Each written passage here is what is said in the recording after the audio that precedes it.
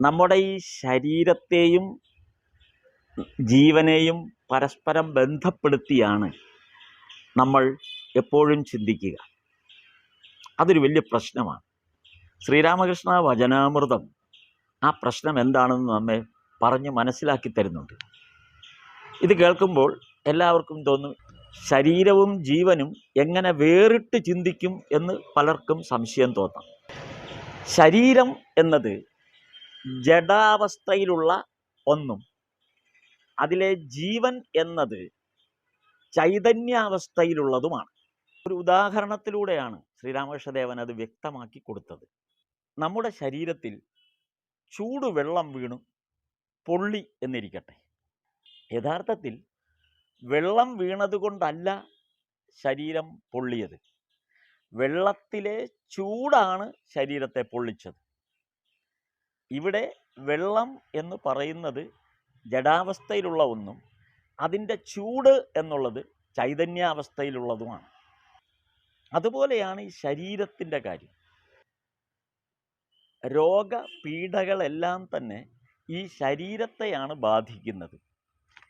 അതിലെ ജീവൻ എന്ന ചൈതന്യാവസ്ഥയെ ഇതൊന്നും ബാധിക്കുന്നതേയില്ല.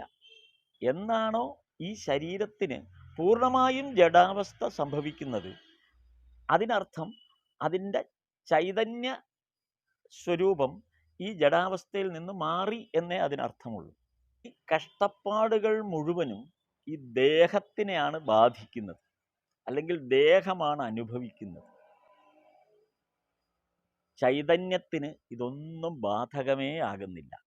കുറച്ചുകൂടി വ്യക്തമാക്കി പറഞ്ഞാൽ, നമ്മൾ താമസിക്കുന്ന വീട്, അതിന് നമ്മൾ പറയുന്നത് എൻ്റെ വീട് എന്നാണ്. അതേപോലെയാണ് ഈ ശരീരവും. നമ്മൾ പറയുന്നത് എൻ്റെ ശരീരം എന്നാണ്. അതായത് എൻ്റെ വീട് എന്ന് പറയുമ്പോൾ വീടും ഞാനും ഒന്നല്ല, രണ്ടാണ്.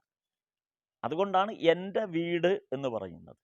അതുപോലെ എൻ്റെ ശരീരം എന്ന് പറയുമ്പോൾ ഈ ശരീരവും ഞാനും ഒന്നല്ല. എനിക്ക് വസിക്കാനുള്ള ഇടമാണ് ശരീരം, എനിക്ക് വസിക്കാനുള്ള ഇടമാണ് വീട്. അപ്പോൾ ക്ലിയറായി.